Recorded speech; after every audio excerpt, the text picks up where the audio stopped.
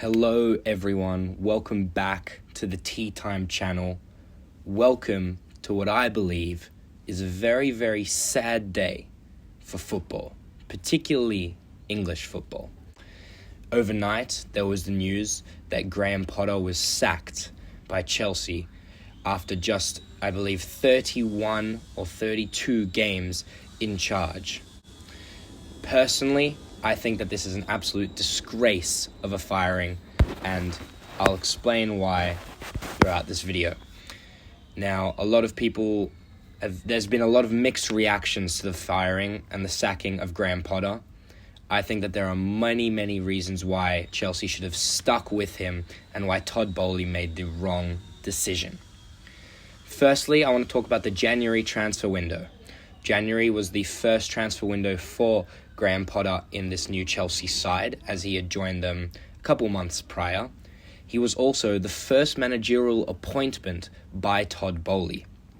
In the summer, they spent approximately £288 million.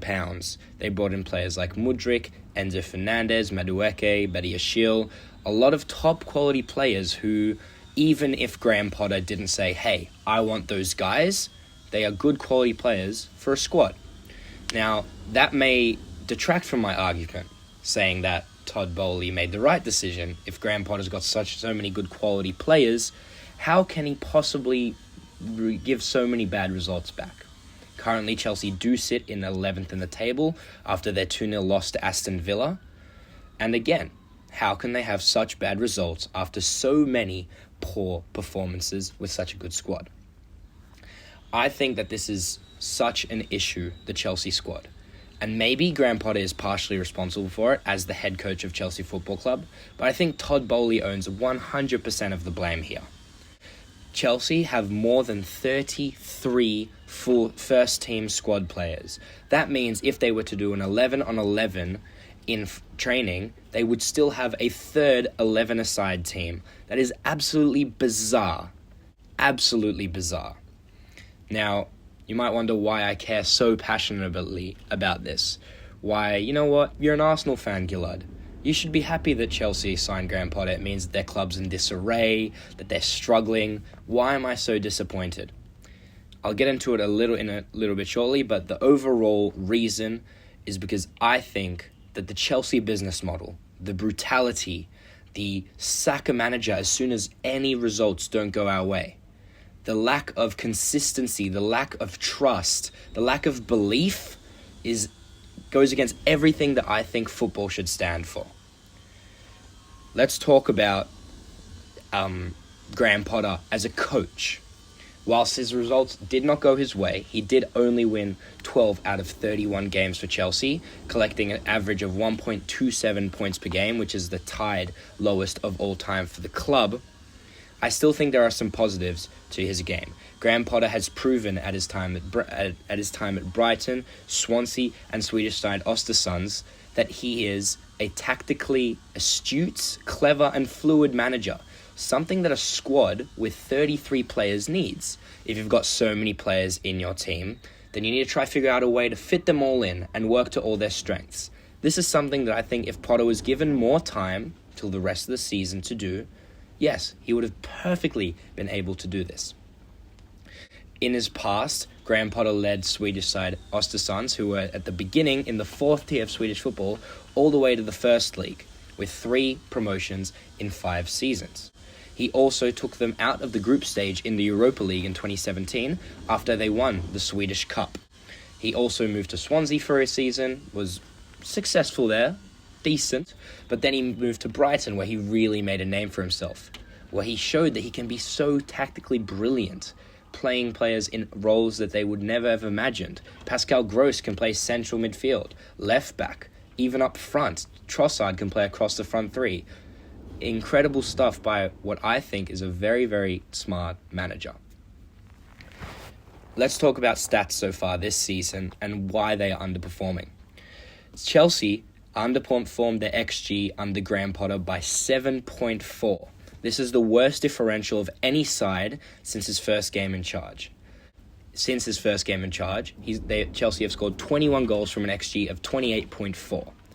meaning that his side are creating chances, albeit 28.4 XG in 31 games isn't incredible, but they are making chances, and they aren't able to finish them off.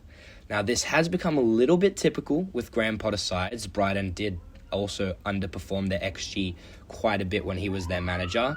It has become quite typical with Graham Potter sides that they underperform their XG by a significant amount. Is that a problem of him? Maybe. But that can also be attributed to the players who are not finishing off their chances. 7.4 extra XG they have not been scoring. Graham Potter has made some chances, and his Chelsea players are just not finishing them. Graham Potter also had the shortest reign as Chelsea manager this century. Now, I understand, okay? A lot of people, when Chelsea first appointed Graham Potter, said, wait, he's out of his depth here. Graham Potter, he's managed Brighton, Swansea, a Swedish fourth-tier side. How has he been given the Chelsea job? I don't think that is a fair argument to say, hey, it's okay, I accept, I'm for this sacking of Graham Potter, because he's already in the job. Chelsea paid a reported, I think it was £21 million to bring him in from Brighton. Who knows how much they've just paid to sack him as well? I think that it is not a fair argument to say he was out of his depth. Chelsea would chew him alive. Yes, Graham Potter did lack the gravitas and the ability to galvanize his players like, former great Chelsea managers, Jose Mourinho, Antonio Conte. He couldn't galvanize him like that because he didn't have the gravitas. But I really do think that Graham Potter would have settled into that role if he had been given the time. And that's the one thing that I want to talk about for the rest of this video. That's the thing that really upsets me. Not just about Chelsea, even though I do believe that Chelsea are the absolute pinnacle of this, but in football in general. Time and patience. I am an Arsenal fan. Arsenal were in a very poor position in the 2020-2021 season, where we finished 8th in the league. Mikel Arteta was the manager in that season, and despite not having Champions League or European football for, I believe it was 20-something years, he was given the time. He was given another season after we failed to make the Champions League. And now, 3 seasons later, in his third full season, we are competing for the title. Does that mean that every single time a team gives a manager a chance, they'll be competing for a title within 3 years? No, absolutely not. However, I believe that a tactically astute, clever, erudite manager, if they're given the time, if they're said, okay, you know what, we, the club, trust you, put our full faith in you, put our full belief in you. Not only will that encourage the manager to take risks and try out new things and perform to the best of their coaching ability, it will also energize them to galvanize their own players and make their own players want to play for the manager. Chelsea are the absolute pinnacle of this. We know that Chelsea's business model, even before the Todd Boehly era, in the Roman Abramovich era, is you have a manager, if he doesn't do well, we sack him. Even if it's one bad season, sack him. We need results, and it works. To Chelsea's credit, it works. They're 2-time Champions League winners, more than nearly every other team in English history, more than just beaten by United and Liverpool in the Premier League currently. They also win league trophies, they win FA Cups, they win EFL Cups, they make final appearances. And Todd Boehly seemed to want to continue that business model, continue that identity of Chelsea when he sacked Thomas Tuchel only 1 month into the season. However, I think that this is not something that is sustainable. Sure, Chelsea have been doing it for 15 years, but can they do it for another 15? Maybe, maybe not. I'd also argue, not that it's just not sustainable, that it gets to the point where as a football fan, it's not enjoyable. What do we, football fans around the world, care about? We want to support a team of players that we see play week in and week out. We want to support a manager who we know has been there for time, who understands the club's culture, who wants to grow the club globally and win as many trophies as possible. At what point does Chelsea's business model, where they sign a manager, sack him after a season and a half, sign a manager, sack him after 2 years, 1 year, 3 years. At what point does it become not enjoyable for the fans? Have we gotten to that point already with Chelsea fans? Chelsea fans in the comments, let me know. This season in the Premier League, we have already broken the record for most sackings in a season. 13 sackings, or Graham Potter is the 13th sack of the season. We have broken the record by 3, and there's still 11 games to go for most teams in the league. When was the last time that the previous record was held? Last season, 2021-2022, which means that we are slowly and gradually increasing the amount of sackings in the Premier League every single season. Not just Chelsea, even though I, once again, believe Chelsea are the absolute pinnacle of this, but every single Premier League team is starting to lose impatience. I went on Twitter after the Graham Potter sacking because I wanted to see the world's reaction to what happened. Chelsea fans were ecstatic. They had not celebrated this much since their Champions League victory, since Kai Havertz slotted the ball past Ederson. I don't think that is a healthy, that is a lively, that is a connected fan base. How can a fan base see that a manager who, okay, maybe he's a bit overwhelmed, maybe he's out of his depth, but a manager who clearly cares about the club, clearly cares about his players, how can they be happy to see a guy like that sacked, lose his job? Who's going to come in now? Julian Nagelsmann looks like the front runner, but is he going to get chewed up as well? He worked at Bayern, he got sacked there, and he worked at Leipzig before that, but is he going to get chewed up at Chelsea?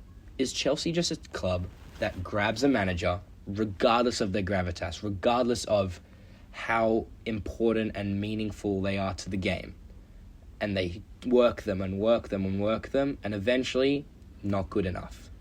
We've seen it happen with Jose Mourinho. I mean, one of the greatest managers to ever do it. It's absolutely disgusting, in my opinion, how Chelsea just choose to move on so simply. Something we also have to remember is that these managers, they have a life, they have a family. Imagine overnight, Graham Potter just has to tell his family, look, we're moving, we're gone, I'm out of a job.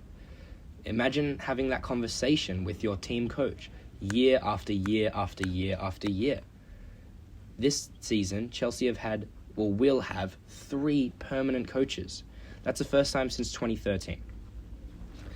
And what I wanted to conclude with is that I hope that at some point in football history, regardless of which team begins it, or if it's already begun with Arsenal having faith in Arteta, I hope at some point in the near future that the football world becomes patient, gives managers time.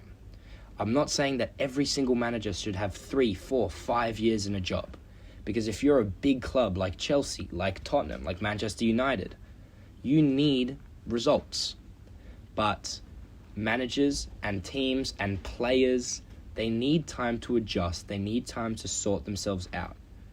And I really hope that we don't lose that, because if we lose the patience, if we lose the ability to be in the tough moments with a manager or with a player and hold on and keep fighting and persevering through the tough moments instead of just giving up and looking for someone who might be a better option, then I think we might lose the essence of what we football fans love, which is that feeling of optimism, that overjoy feeling, that feeling of accomplishment when you've been through the tough moments and you finally win a trophy or make top 4 or do whatever it is that is expected or hoped for by your club. Anyways, thank you so much for listening. I know this video is a little bit different. It was less stats. It was less, less non-fictional, I guess you could say. This really was off the cuff, to be honest. I didn't have too many notes for this video. I just wanted to share how I feel. I know that this might not be the most popular of opinions, especially among the Chelsea fan base or especially among football worldwide, but I really do stand by what I say in that I hope patience is restored in the beautiful game. once again, thank you. Make sure you like, subscribe. New podcast coming soon. Peace.